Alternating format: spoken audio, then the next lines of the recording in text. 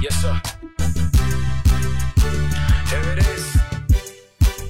Through the rain, through the rain, through the rain, through the rain.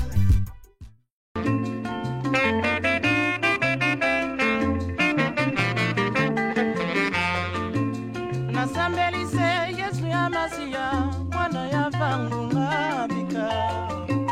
Motema mwanga, mozali likolo, nazali kozela bika. Nasambelise Yesu ya Masia, mwana ya vangu ngabika. Kutu na moi na kotala nzela, kivano abika.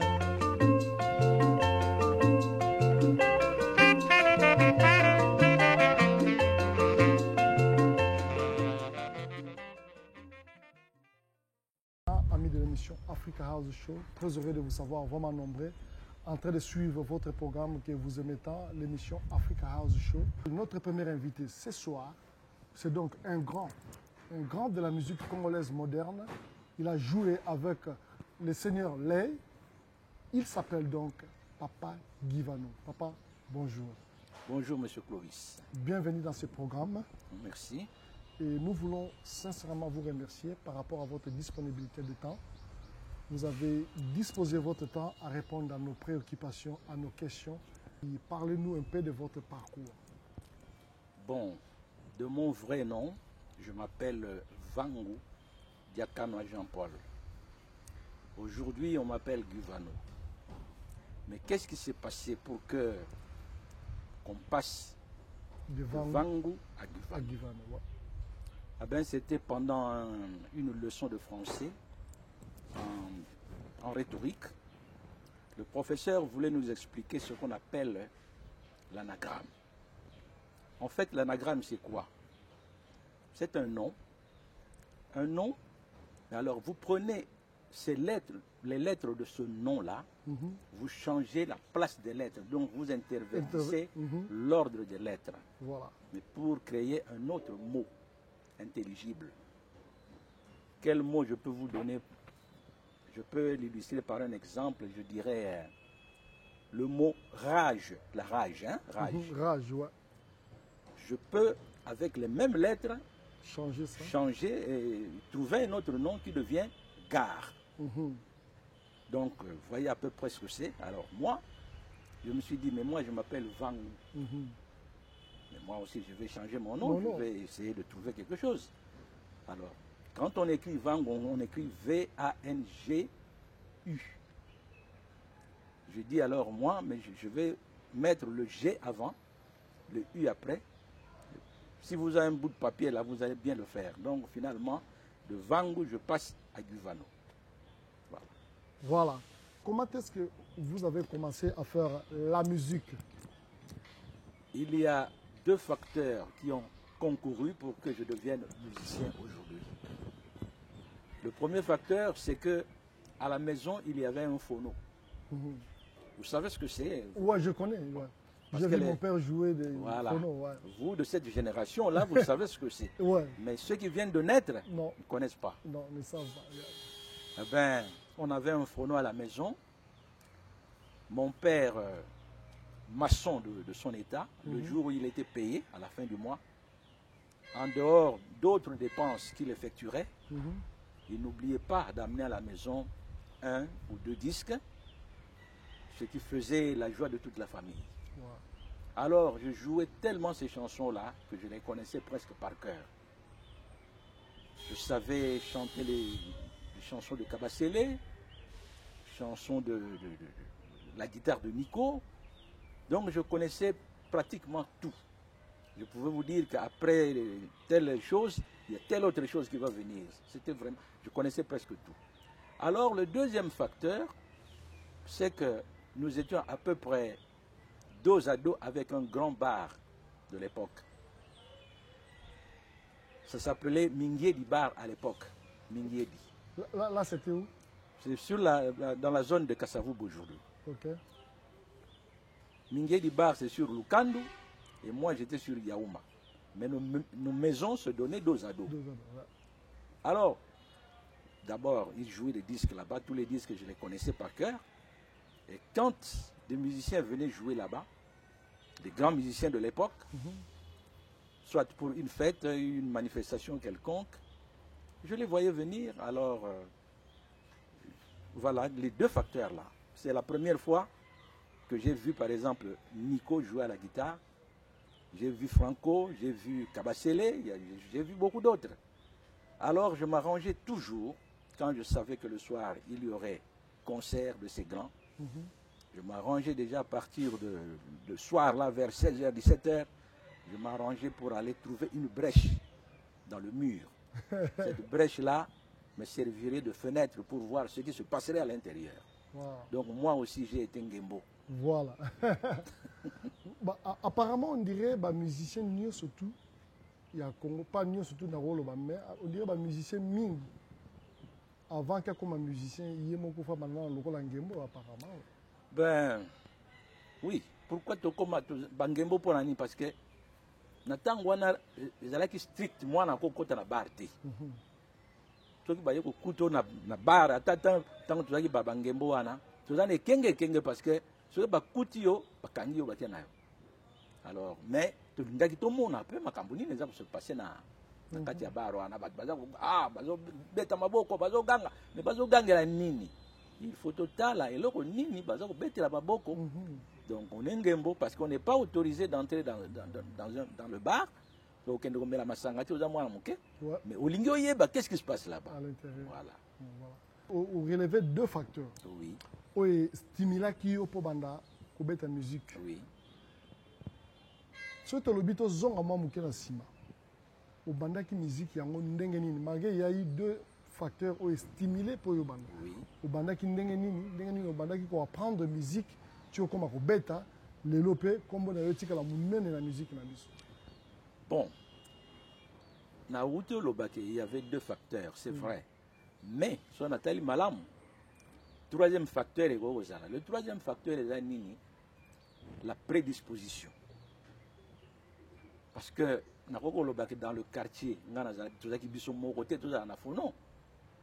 Bana musu soupe bazalaki de mon âge. Mais bango nyo surtout ba comment ba musicien té. Exact.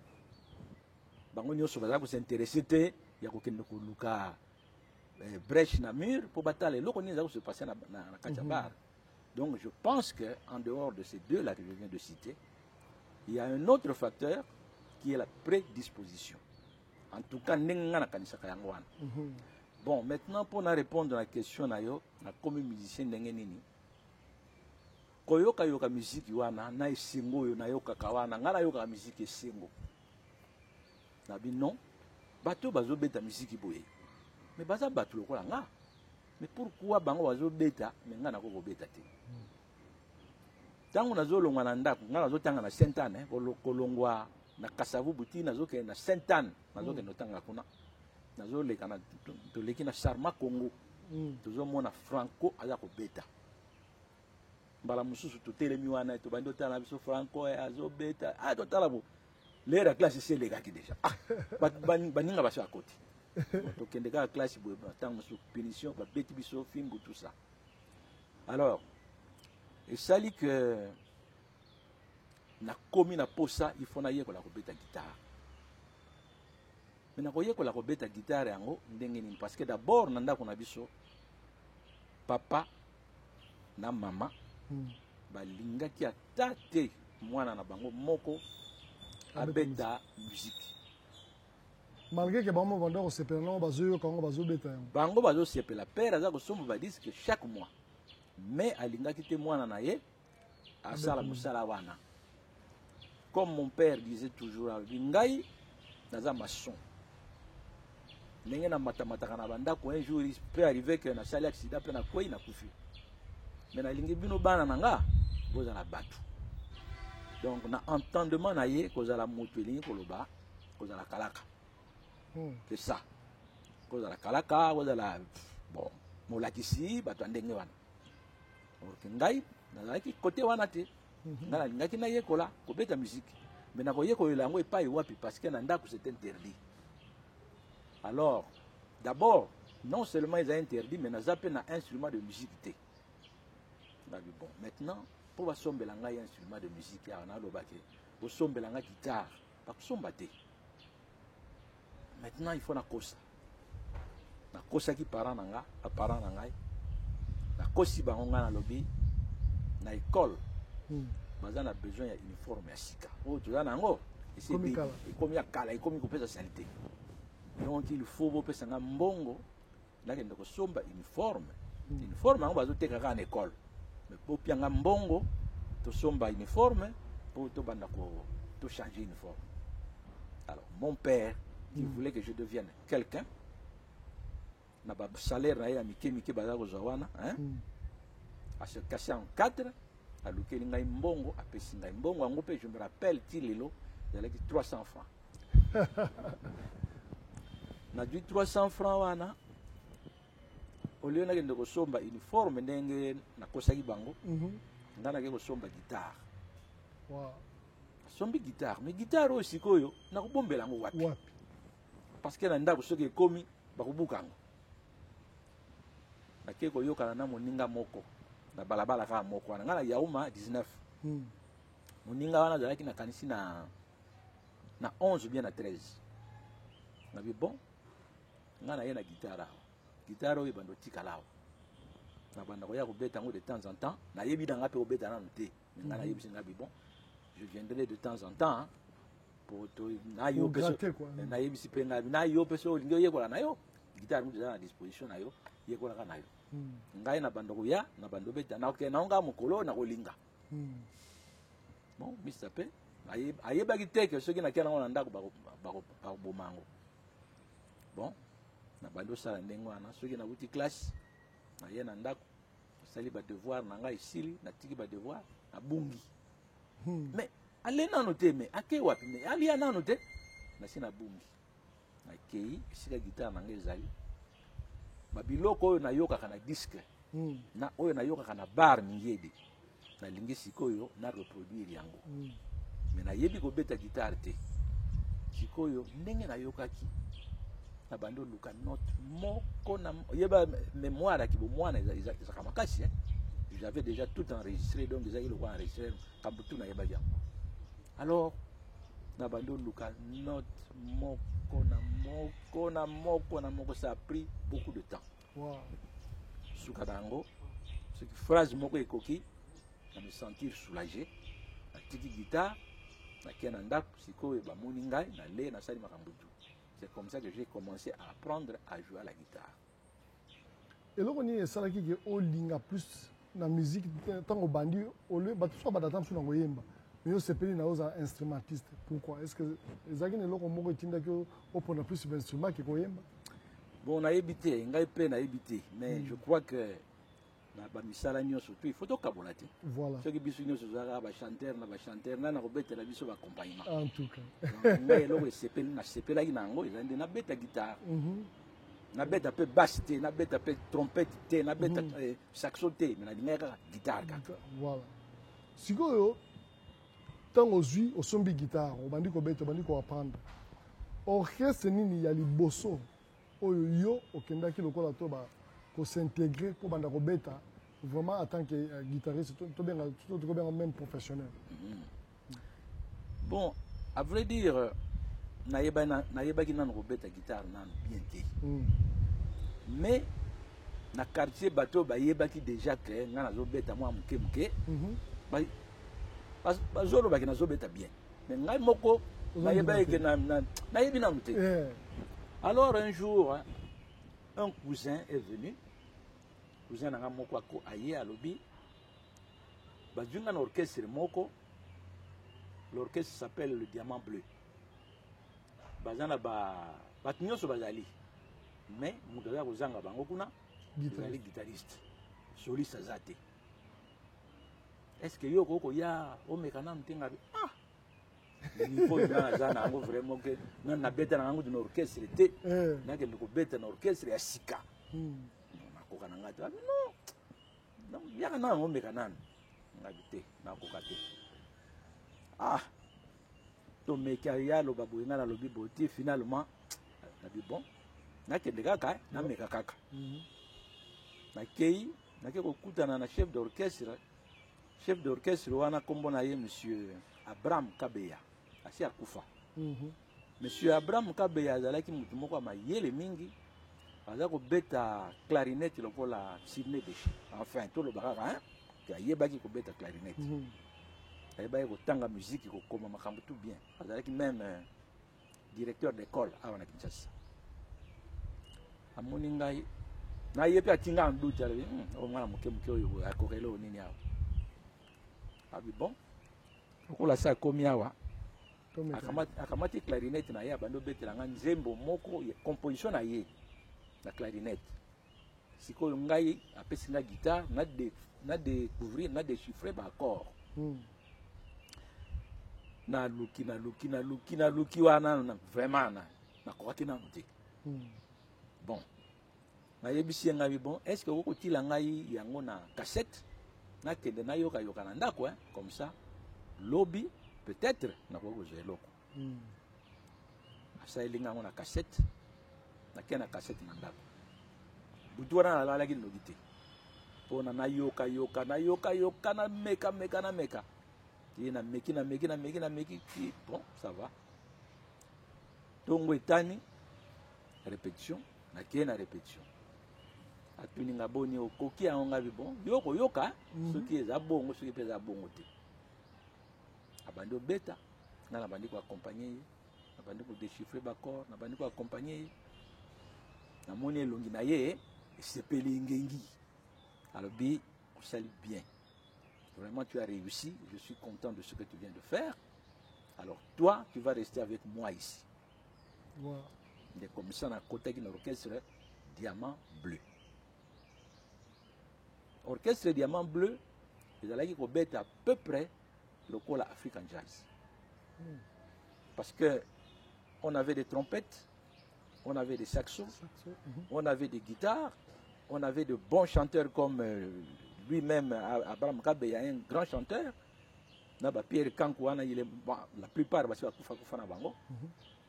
Donc c'était un orchestre vraiment à s'y méprendre à l'African Jazz. Ce qui bien était au African Jazz Zobet. Voilà, si vous autant au continent orchestre, au Vendée pendant combien de temps, et là au niveau salaki, tu vois le bac et Tikala local archive les lots peut-être bon, oui. Tout ça là bas enregistrement, mais enregistrement wana na yoka yango nulle part. Est-ce que enregistrement de Bebaki? Est-ce que qu'est-ce qu'ils ont fait avec la bande d'enregistrement? Wanande le roi Djagi ba novice to yebaki na biso loko mokote hein. Ki lelo na yebi na ngai rien. Et pas banze mwana kende na yebi na ngate. Je suis resté dans ce groupe là pendant 2 ans. Et il a coïncidé que pendant ces 2 ans-là, Taboulei, na Nico, hein, Bendani, Oyo, aligna sa l'orchestre, Oyo pe, aligna sa l'orchestre, Panzani donc. Donc, Panzani wana, tous les deux ils sont confrontés presque au même problème. Taboulei doit trouver un guitariste de la trempe de Nico, et Nico doit trouver un chanteur de la trempe de Taboulei. Voilà. Alors, Taboulei, pour nous avoir déjà écouté, pour Babandaki déjà koyo kaba attention, orchestre moko ezali aso bosali attention te. Ndama. Alors, bango bazalaki koyo kabiso ndenge nini tuzobetela. Alors, baza koyoka bayebaki bamonaki que tozalaki à peu près ndenge moko. Alors, tango moko na moko akomo luka lokola ye Taboulei akomo luka guitariste, lokola yebaki ndenge nga na betaka guitare déjà na style oyo ya bango, apensaki na nga directement alobi petit wana toyokaka wana il peut venir remplacer Nico. Alors un jour na vandika na ndako na moni misa na ngai Fogus. Hein, vous connaissez Fogus, non? Yeah. Fogus, c'est l'inventeur du mi solo dans notre musique. Wow. Parce qu'avant lui, il n'y avait pas que... de mi solo. C'est lui qui est venu, qui l'a inventé. Bon, à l'improviste, hein, sans avis, sans rien du tout. Abio, Roche atindi ngai na ya kozwa yo, tokende répétition. On a dit, oh, mais ça ne se passe pas comme ça quand même. Hein? Comme ça, non. Ayebisi ngai eloko moko te, nga naza préparé na rien. Kutu naza na nga na chemise te, na sukoi na nga na mte. Abio, mais non, atindi ngai tokende répétition.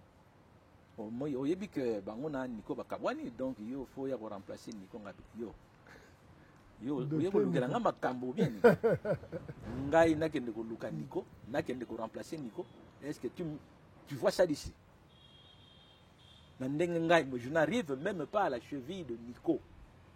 Nga nakende ko remplacer. Bino zo lukela nga makambo. D'abord, na ko sala bino honte, et puis je vais me faire honte à moi-même. Na ko yate. Ah ben non, il faut venir. Il y a l'air wana style peu oyo ngal biso to beta kana tango wana bato ya robeta mingi bazala kité. Ah ben non, il faut venir vraiment ndenge to yoka kayo, non, ça doit aller na boy ngabi. Non. Ngana ko yate po na komina na niveau oyo ya nikote. Na ko koma psycho yote donc na ko yate. To bendani yaka.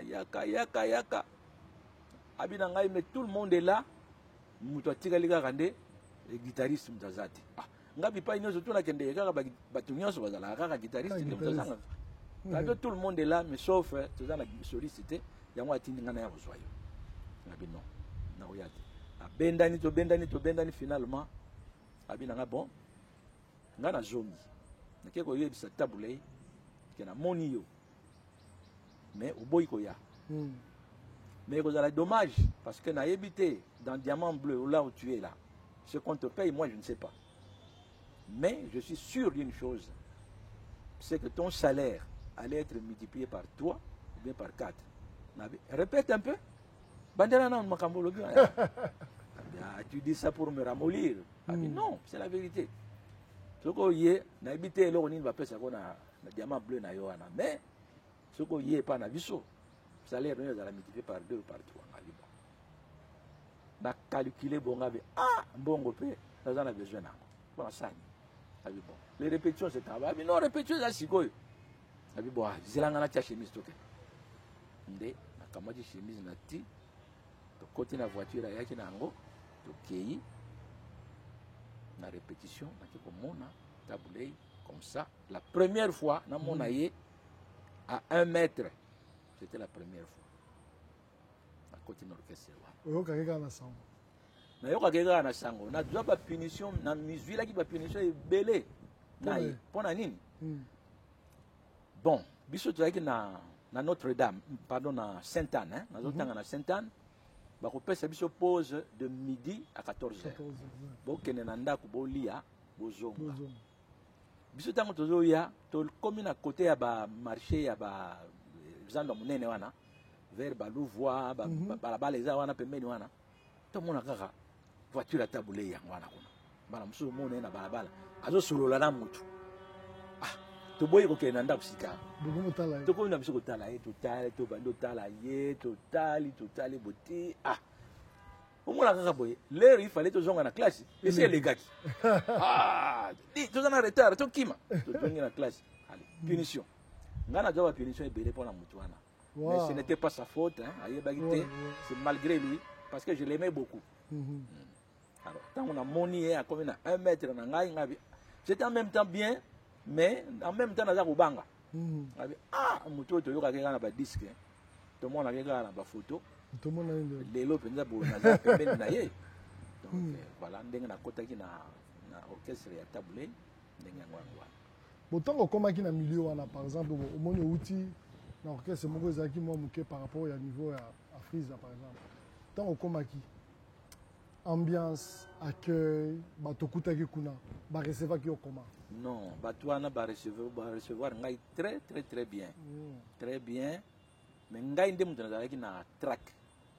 Nazalaki ko banga muke parce que na betana na orchestre niveau wana te.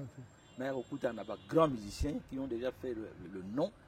Ngai na ya kokota na kuti bango vraiment c'est là que moi somo muke mais bon muke moi somo ngo pese aussi là ici là kinango voilà bon sur intégration na pese qui facile tant ba pese répertoire ya liboso yekola ezaki ndenge ni répertoire ya liboso na yekolaki première chanson na nga na répété na groupe na table ya Lili Moke mwana ya quartier. Lili Moke mwana ya quartier ya kato donc c'était la première chanson. Lili Moke mwana ya quartier ya katolingana mama tobandi bomwana na miso baboti ndenge tolinganaki ya sofa Lili na Saint-Pierre ngane komora lisolo ya bolingo se na mikanda lelo lisusu Lili toka bwani tokomi koyoka ngai se na nzembo pula yango nini Lili tokokutana.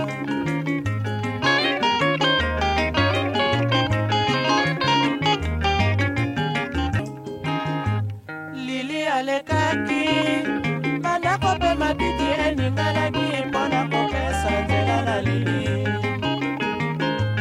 baleki bayebisi ngai Lili ya mwana alekaki atuni yo yaya sonama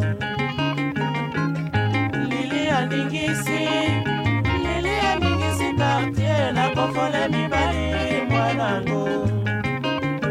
Yebaki ngana outi pa mususu avec un autre style na yepé pa ebo style mususu ezali, donc tu vois que ce n'était vraiment pas la chose que l'on attendait, hein, zaki comme moi à cheval, hein. Obeta guitare wana na beta ka guitare wana mwana commodate, oui na beta guitare wana na linganze mbona trop. Ah bon Ah bon, beta pe yango na beta. Ouais. Et par après oui comme ça na oui après bon track aussi la développement bando ya esprit ya groupe bando kota nazo yeba ba solo ni nako tia ba biloko ni nako tia hein za la cacher na biso distinctif. Donc c'est comme ça. Bon yé moko siko patron ya orchestre Seigneur Rochero. Oui. Ayamba ki ndenge ni malgré tinda ki bato ya koluka yo mais tango yé on m'a dit qu'on performer donc lo nya bana lo bana o encourager ki o tika la vraiment na groupe. Non, au début que ngana na lingaki tabulei avant na comme musicien na ye. Tant on a commis pas na ye alingaki ngai lo kwa leki na ye. Alingaki ngai mingi. Vous vous rendez compte tabulei a sali accueilli a sali ba course na ye. A réussir yango te quand il est fatigué aye pas na ngai na ndako pa na ngana Yaouma 19. Ezanga nango climatisation, ezanga nango eloko ya malamu. Mais il y a un ndako, alongoli chemise na ye, alali ne na canapé, alobi na pe manan moke pour na continuer. Ça il ne le faisait pas chez n'importe qui. Mais il le faisait chez moi. Donc na yebi que degré na ye ya kolinga ngai ezalaki makasi. Ngai pe na lingaki ye mingi. Na zwa ba fimbu, na zwa ba punition à cause na ye. Ya kotalaka ye, mais ce n'était pas sa faute, il ne savait pas. Bon, na ye au côté na Friza oui ba do banini ba réalisation nini oyo bosali na Friza ensemble na Tabulei. Ah mais to sali banzembo belé, to sali banzembo mingi na ko citer yango te parce que ndango tuna bossa na ba titre banzembo ngo mais ko la banzembo lo ba mwanke ba Lili mwana ya quartier ba Lukina ba Baboka, Micheline, Banzembo, Club 53, Pangula, bon, il est belé, moyen à citer. Bon, et ça, Banzembo, Oyo, Tikala, immortel. Peut-être, Narola, Batumi, Yebiango, vraiment Koleka, Ezali, Moko Narokufa. Yom de beta guitare, wana? Non, de la beta guitare, Moko Narokufa. C'est secret dans mon pensarini. Bon, Mokona Okufa, à vrai dire, ils allaient préparer thé. Comme Naruto Lobawa, c'était un dimanche, samedi, tu bêtais na vis-à-vis. Tu bêtais na vis-à-vis. Alors, dimanche, tu as voulu aller à Ndako, on a focus na voiture. Tu vendis, beauté, ah, si tu ne peux pas y aller, exact, tout ça la nuit. Alors, Fogus a dit non, total anan matériel na biso lobby to betaki na vis-à-vis. Est-ce que basi bazong sa on ndako? Bazar bazong sa on ndako pas ba on ba Fogus na côté, je crois c'est côté. na matonge. Alors tokamati nzela tokei ti epai na bango tokei kokuta matériel effectivement baye kotika yango na ndako mais baye kotika yango en désordre pêle-mêle babongisi yango te parce que il faut babongisa quand même matériel babwaki yango kaka donc batiki ils étaient fatigués babwaki bakei na bango. Maintenant Fogus qui dira ah babiloko babwaki boye est-ce que ba guitare na biso ya déréglé te akei kozwa guitare na ye po ameka soki ezali na réglage ya malamu ou pas ameki kobeta eloko oyo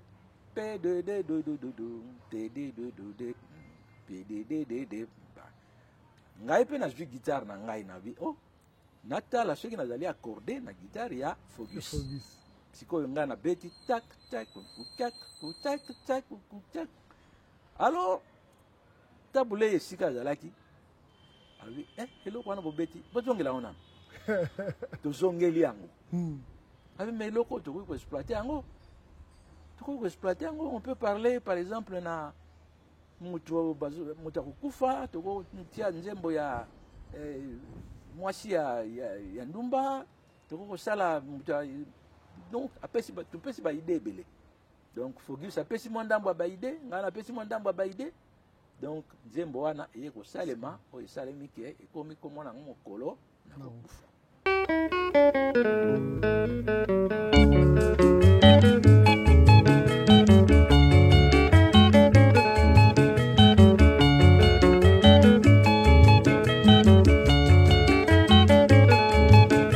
mokolo mosusu nga nakanisi naloti lokola nga nakolala ah mama mokolo nakokufa mokolo nakokufa nani akolelanga nakoyeba te otika na milela liwa ya zamba soki mpe liwa ya mboka liwa ya mpasi soki mpe liwa ya mayo mama mokolo nakokufa. lelo ntango oyoka nzembo wana yo moko olobani bon nasepelaka nango mingi te. Ah bon? Nga sepelaka nango mingi te parce que evokaka makambo ya liwa. Donc ozobanga liwa. Mais liwa il faut banga yango kaka. Il faut banga yango oyo mutu penza ke komitika boye na balabala abi voiture ya kotutanga na kabisa. Tobangaka liwa. Mais siko lelo papa Rochera azasu na biso te ntango akufaki nzembo wana ezobeta esalaka ndenge nini d'autant plus que bosalaka yango ensemble. Oui, nzembo wana epesi susu bato mawa koleka parce que ye moko mpe ayembaki yango abi mokolo na kokufa donc bayoki voix na ye batali mutu alali donc epesaki bato lisusu mawa koleka po biso bato betaki yango mpe toza koyoka susu mawa voilà. Nous allons parler maintenant de l'histoire de la musique congolaise. Papa Guivano, lelo bino ozobeta musique avant bino ezalaki mpe na bato babetaki musique bino bobeti après bino mpe ezali na nsima na bino mpe bato bakobeta yango bazali soki lelo totuni yo motuna ya koyeba oyebisa biso histoire ya musique congolaise ebanda ndenge nini moyano na yo ozala ndenge nini? Bon, histoire ya musique congolaise biso mpe tokuti histoire parce que toyebi makambo tu te biso mpe toyaki à un certain moment tozalaki te tokomi toyei kokuta mpe musique yango ndenge ezalaki. Voilà. Biso okuti musique na bapériode ya bawendo période ya bakabasele na ebandeli na bango bafranco bazobanda musique esika. Bon ngangu oyebi que quand on parle de Tino Baroza nga nayoka nayebi ye kaka na kombo nga namona nanga Tino Baroza te nayebi na ngai te na age oyo nga azalaki nango nayebi na ngai Tino Baroza te. Donc biso pe toyo kokuta histoire na kati makambo mosusu nayebi te faut tuna bato bazalaki na liboso nanga. Voilà. Soki tozoloba par exemple histoire ya musique congolaise bon omoni na mokili mutu ayebaka nyonso aza te biso toyebaka na ndambo et puis tose complétaka par rapport par exemple ya connaissance na yo ndenge oyebeli na ndenge yo mpe na place yo bandeli musique okoki koexplike biso yango ndenge nini par exemple oyebaki musique na biso ebandaki ndenge nini ekoma lelo ke ekomi moderne ndenge ezali banani bazalaki lokola bapionnier nango par exemple oyo babandaki yango et puis ata ndenge ezalaki folklore ou comment tie okoma moderne banani bazalaki lokola bapionnier nango peut-être dans ce sens là quoi. Ouais. Bon, nga nakanisi que ba pionnier musique congolaise a ezali patoloka ba kabasele ba Kali Jeff hein, parce que ba yende aye ko moderniser musique congolaise. Avant ye nayebi te tokotanga peut-être ba Jimmy aussi azalaki awa. Jimmy na yoka kaka na sango mais na mona na ngai Jimmy te nayebi te. Mais il paraît, non pas il paraît parce que toyoka biloko ya sala. Azalaki un grand guitariste. Il y a azalaki centrafricain mais ayaki ko vivre na Congo, azalaki kosala musique na Congo. Mais nga na mona ye te. Mais na yokaka biloko ya beta dans certains disques. Donc, Zalaki pendant un grand guitariste. Lelo oyo, par exemple, na Congo, nde tozabwe, tu as dit que les guitaristes mingi pe amener balaka. So on a posé une question sur mutoko docteur Nico. Et loko nini yo o mona obi oyoyoka oyo kokoloba sur docteur Nico lelo. Bon. Oyebi ke ngai tango na bandi koyeko la guitare, pardon. Na bandaki na ba l'air de Franco. Na bandaki na ba air ya oki jazz. Tango na yeko yoka susu Nico. Bon, na évité pourquoi j'ai fait ce revirement, hein? Mais na longwe na côté boye, na ke côté boye na komo linga na adapté plus biloko ya Nico que biloko ya Franco. Je ne sais pas pourquoi. Je ne dis pas que Franco a beta bien té. Non, ça je ne dis pas. Je ne dis pas que Nico a est meilleur, mais quelque chose, hein, comme je venais de parler de la prédestination. Bon, et là, comment c'est payé ça kaka na landa style moko. Parce que là vraiment il faut qu'on ait la reconnaissance na exploiter style il y a Nico et puis n'exploiter style il y a Papa Noël. Papa Noël batu mingi ba ebité. Mais ngai na landa lokola Papa Noël.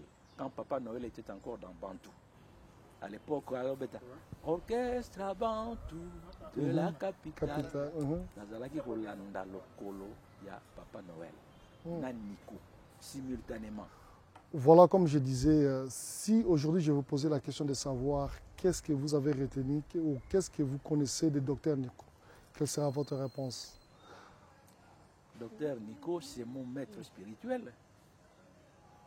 Oui, ce que je fais du Docteur Nico. Je voudrais le pérenniser. Docteur Nico, il est mort. Personne n'a jamais rien fait pour lui.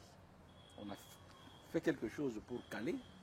On a fait quelque chose pour les autres, on fait quelque chose. Pour lui, on n'a jamais rien fait. Mais je voudrais néanmoins essayer de pérenniser son style, le style Nico. C'est ce que je joue. Ok. Est-ce que vous avez eu la chance de travailler particulièrement avec lui et pendant qu'il était encore en vie? Et qu'est-ce que vous avez retenu de très particulier, par exemple? C'est ce que je regrette beaucoup. Je regrette que je n'ai pas eu cette occasion-là de jouer à côté du docteur Nico. Seulement, vers la fin de sa vie, il était l'un de mes meilleurs amis. Il ne se passait pas une semaine sans qu'il me cherche ou que moi je le cherche. Il n'y avait pas de téléphone, comme aujourd'hui, il n'y avait pas de téléphone. Moi j'allais chez lui, on ne sait pas, Abimaki, tu ne veux pas inquiéter, bon. Lui aussi faisait tout. En ce moment-là, je tenais un bar à Njili. D'ailleurs, quand je parle, je dis ça. Bar na quartier 3, il y a Njili. Tango Nico azako ya ndako. Na vewe moko ya pembe. Wow. Tozako vanda, tozo mela, tozo solo la makambo musique tout ça. Timokolo. Oyo ayeko bela, ayeko kota na avion. Akende ko se faire soigner na poto. Avion wana tango ezo kende. Vieux Roger Izéide à Laxinga lobi, l'avion que tu vois là. Nico aza na kati. Ake poto pour qu'elle se faire soigner. Et moi je pensais qu'il allait quand même revenir. Revenir, ouais. C'est vrai, il est revenu, mais en boîte, dans un cercueil. Voilà. Wow. Mais je retiens de lui un très grand guitariste. Donc, Bilo Batuandenge wana, baza batoyo bazalaka mingi te. Un phénomène alors. Ouais, moi je dis que Nico a un phénomène. Pour Biloko, il a déjà à cet âge-là, à son époque. Mais il avance par rapport à son temps. Pour Biloko, il est donc il faut vraiment qu'on oui, c'est un grand. Parmi ses œuvres, œuvre ni Yomona, Oyo, Retena, et Tikala ancré dans Mutuna Olelo. Œuvre Nico Nyos, toutes les œuvres de Nico, parce que pas Nico, et l'autre Nyos, il y a Betty, particularité, et l'autre Moko Fezala. Et écoutez la chanson comme Sangana. Yoka Biloko ya Betty Nakata Sangana. Les gens ne font pas beaucoup attention à ça. Mais quand on dit que Sangana, Beta Yango, Yoka Nico Biloko ya Beta.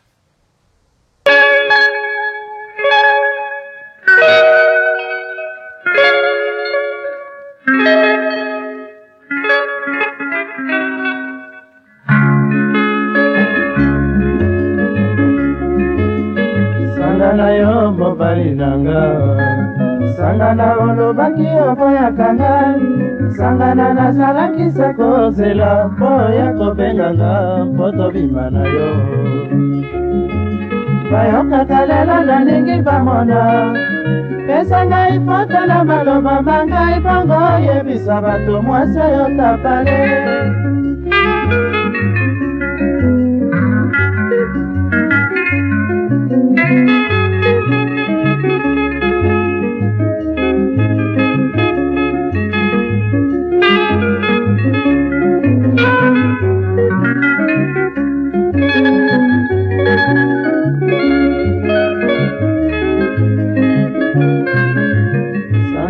La musique Nabiso, apport, il y a Docteur Nico. C'est situé à quel niveau? Sur le plan instrumental. Ben, il y a un grand guitariste, donc Sikoyo, aux hommes on a que bon. Tu as vu que Bana, Balingara Bango, Lelo, Balinga Bango facilité.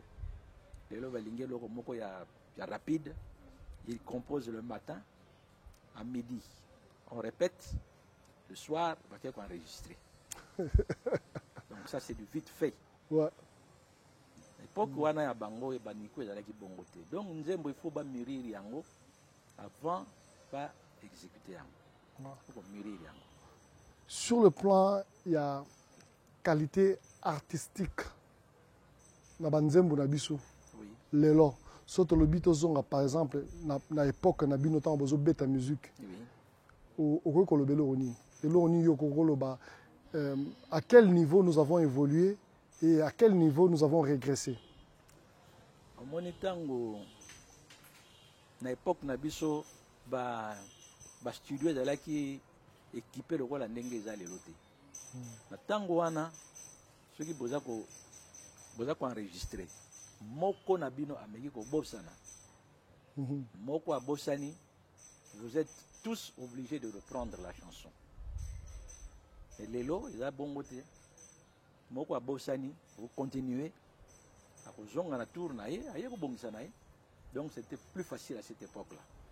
À l'époque, Baniko va bêter musique, ils allaient une époque, il y a un dengue, ils allaient que la studio il y a deux pistes. Deux pistes seulement, mais il faut yoka sonorité nini oyo guitare ya Nico azaki nango na deux pistes wana. Na koloba note yo moko yoka kango. Ouais, na yoka kango. Banze bona sozo kango tilelo ezala ko bangesa kango hier quoi. Voilà. Lelo na tamboli kini mobimba suka na suka balobi ngai zobanda lemi. Ange ebongi opesa mikolo ekoki tokutana na miziki ya fiesta sukisa bongo nde tobina kirikiri mabina ya mboka mabina ya fiesta ya sika ebongi tobina kirikiri mabina ya mboka mabina ya fiesta ya sika ebongi tobina kirikiri mabina ya mboka mabina ya fiesta ya sika ebongi tobina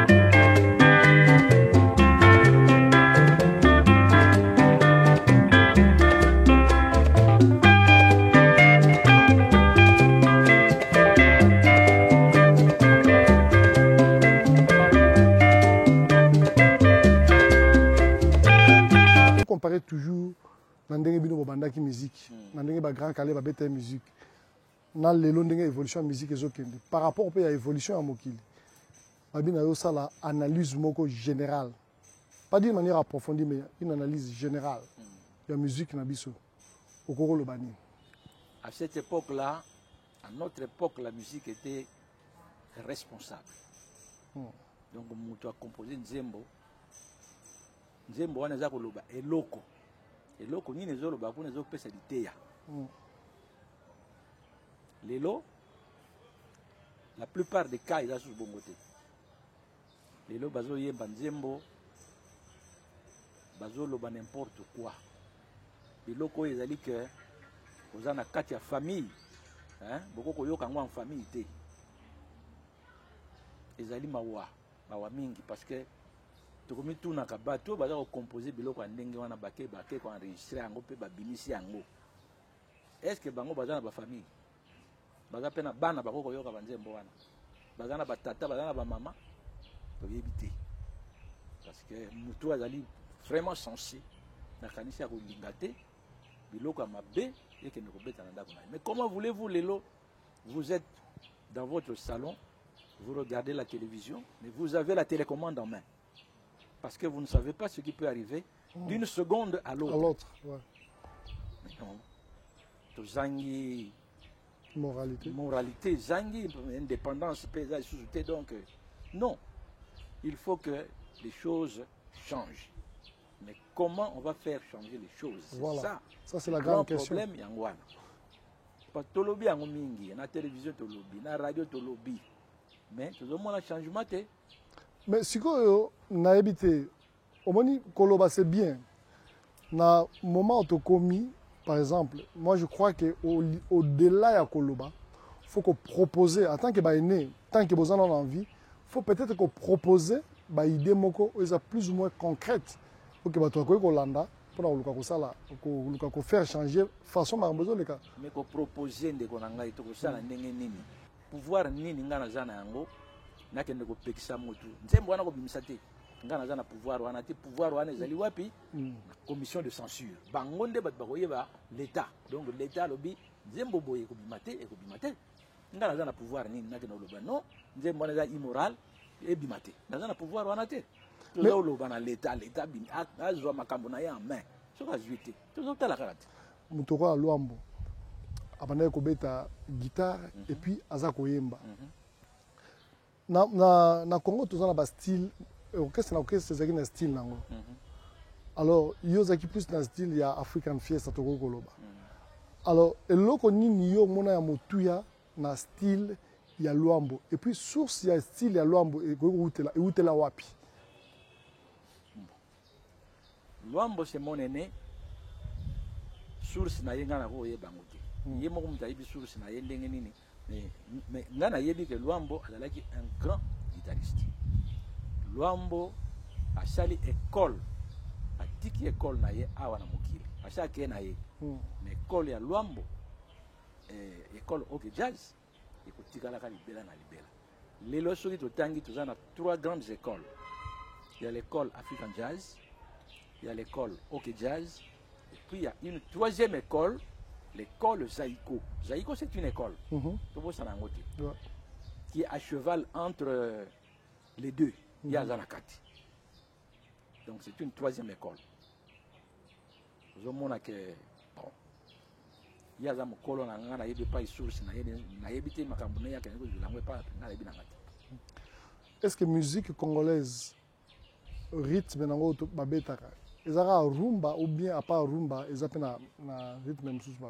Mais eloko tozako déplorer awa na mboka na biso nde yango wana. Totikali kaka obena rythme moko kaka rumba kaka. Mais kala. Tango wana biso zako kola. Toyebaki bolero ezalaki. Cha cha ezalaki. Toyebaki babiloko tango tango ezalaki. Ouais. Mais lelo babiloko nyonso wana c'est bungi. Totikali kaka na rumba kaka. Ça je le déplore parce que ils allaient toujours quitter, toujours matater, toujours quitter. Tout le bénéfice beaucoup sur la musique na biso. Lelo musique na biso. Sur tous les musiciens congolais surtout tout na bango question musique na sezaka na top ezaka na top est-ce qu'il y a solo musique sezaka na top nayebi te na angle nini mutu yango azali mpo alobaki eza na top toza na top te na angle nini mais na angle ngai naza na yango nalobi ke musique na biso makambo ebele fo tobongisa yango tobongisa makambo mingi parce que musique etengami nauti opesa yo exemple awa comment voulez-vous na ntongo orépéte composer nzembo na midi orépéte yango na pourquoi boke enregistrer est-ce que nzembo ya ndenge wani kozala yekozala vraiment nzembo ya malamu mais c'est trop vite fait il faut que esprit ekola tokolisa ba esprit na biso tosala biloko oyo yali ke bakongole kaka basepela na yango te mais bapaye mosusu mpe soki ekei basepela na yango ata soki par exemple baza comprendre te ce qui se dit là-bas mais mutu oya kointerpréter oya kointroduire kotraduire yango bayebaka même que musique wana eza malamu tala alobi boye ezali boye donc arranger la musique arranger les paroles arranger tout mais eza kaka te ke mpo tozwa kaka mbongo nokinoki allez nokinoki non c'est trop vite ça musique oyo I mean concert ya Olympia ya Tabulei ozalaka nakendeke na Olympia na Tabulei te na ntango na se na longwaki na Tabulei.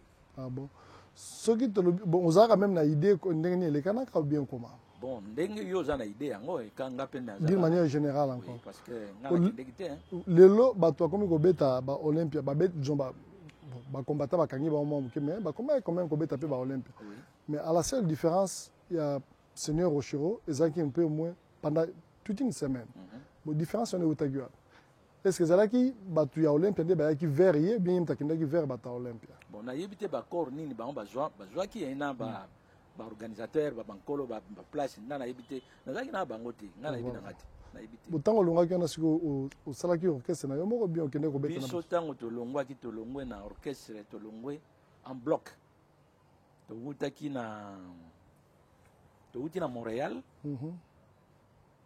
toya na Bruxelles kolongwa na biso na Bruxelles tozongi Kinshasa bon makambo mingi eza wana omoni ke toza sur un plateau ya télévision mingi tokoloba ngo koloba te ça c'est koloba te mais ntango toyaki awa bamusicien nyonso tout tolongwaki en bloc biso tout tolongwaki moto atikalaki kuna na orchestre 3 personnes Tabulei Fogus na Roger Izeidi les 3 mais biso nyonso tokende koformer le festival de Makizar. Oh, donc bino to banda les Makizar. Les Makizar biso bato banda. Wow. Ça bato banda kia. Siko na Makizar elo ni salaki ke e marchaki te donc mais oyebi ba konzi baleka ke belé alors. Oyebi ke elo ko éternel ezate. E bende o tozo mona poto ya mwinda e bende. Et ko sala même 10 ans, 20 ans, 100 ans. Suka nango ekokweya mabele ya kolia yango titititi ekokweya kaka donc la même chose na orchestre et puis makambo ya bascission bakokabwa na baorchestre ebandi epai ya nzambe nzambe na baangelu na ye basalaki coup d'état ozomonaki biloko wana banda na ntango wana ti lelo eza kolanda kaka ezokontinue kaka siki te. Voilà, en tout cas, Papa Guivano, je crois que ce n'est qu'une partie remise. Ce n'est qu'une partie remise. Ouais, Toza Awa, Toza continue série à documentaire. Je crois que c'est la deuxième partie, Toza Lango na Gombe Kuna Lobby. Ben, je vous en prie. Ouais, donc, mais, lelo oyo, ce qui to sengi yo, ope sabiso idée, loka Toza lukato koma sur la musique congolaise.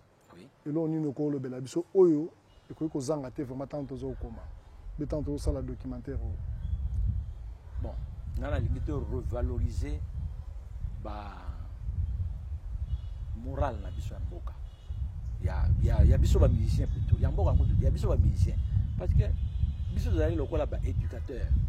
To pesa kama teya à travers ba chanson na biso. Mais ceux qui to bando lo ba biloko ezangi tina. Mateya yango to kopesa yango ndenge ni. Et loko naza ko lingaka vraiment que changement et salema na ma mentalité à ba musicien. To zonga to doit responsabilité na biso en tant que ba musicien. Biso toza ko véhiculer une bonne pensée.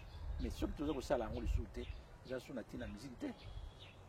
Donc lelo bato balingi facilité mingi tala kaka eloko oyo lokola et puis eloko mosusu eyokoboma musique yayo ezali sente bana baza koyekola lisusu batrompete te bayekola lisusu saxophone te bayekola oyo na oyo te mpona nini parce que bason wana nyonso tu bakoki kozwa yango na kati ya sente non oyo saxo ebeti ya motu eza différent na son ya saxo ebeti na pareil ya motu eza différent. Il faut humaniser le son.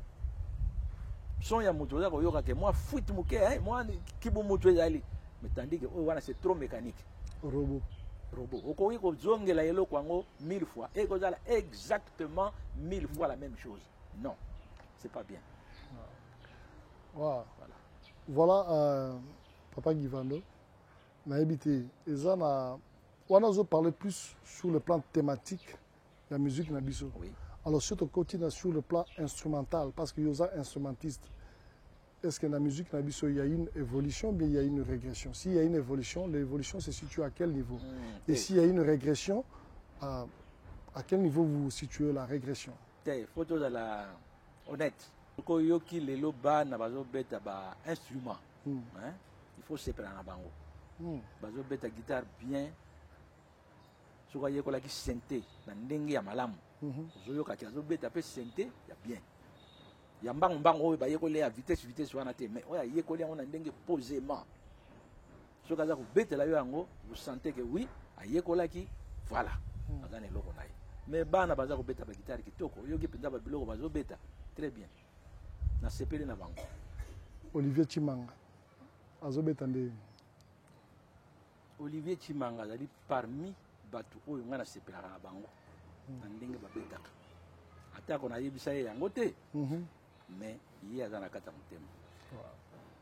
Apesi bino merci pour na occasion bopesi ngai na m'exprimer naloba mpe oyo nga namonaka malamu na mabe lokola makambo mabanga sepelaka na yango te lokola makambo oyo ya koyemba banzembo basali te na kati ya banzembo biso za baparent bango soki baza baparent te toyebi te mais batika makambo wana batika yango vraiment to valoriser musique na to revaloriser musique na biso topesa batoli topesa baconseil na bamessage ya malamu plutôt que tozongaka nsima ezalaka ke olingi obeta nzembo longola yango détail longola non za mabe. Voilà. Voilà, je crois que tout est bien qui finit bien. Nous sommes arrivés pratiquement à la fin de cette première partie de notre programme que nous avons commencé ici à Kinshasa. Et la deuxième partie, ça sera pour la semaine prochaine. Quant à moi, je vous retrouve déjà pour la semaine prochaine avec un autre invité. On se retrouve très prochainement. Et merci donc à toute l'équipe technique. Je remercie Ford, je remercie Zoom qui a tenu de bout en bout. Je remercie Nolda Photo qui a tenu aussi les images que vous voyez. Donc je remercie tout le monde, toute l'assistance technique. Je vous retrouve très prochainement avec mon conseiller stratégique Frank Bondo en direct de Denver, Colorado. Merci beaucoup. Peace and love. Yes, sir. Here it is.